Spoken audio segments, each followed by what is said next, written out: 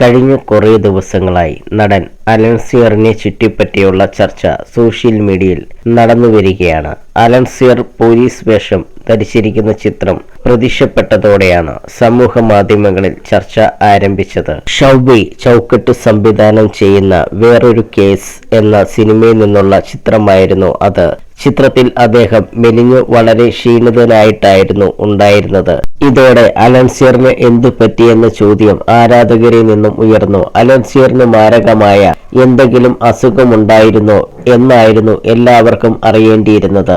എന്നാൽ അത്തരം ചോദ്യങ്ങളോടൊന്നും അദ്ദേഹം പ്രതികരിച്ചിരുന്നില്ല. ഇപ്പോഴത്തെ ആരാധകരുടെ ഈ ചോദ്യങ്ങൾക്ക് മറുപടി പറയുകയാണ് സംവിധായകൻ ഷൗബി ചൗക്കട്ട്. അലൻസിയർ പൂർണ്ണ ആരോഗ്യവാനാണെന്നും അദ്ദേഹം ഒരു മാധ്യമത്തിന് നൽകിയ അഭിമുഖത്തിൽ പറഞ്ഞത്.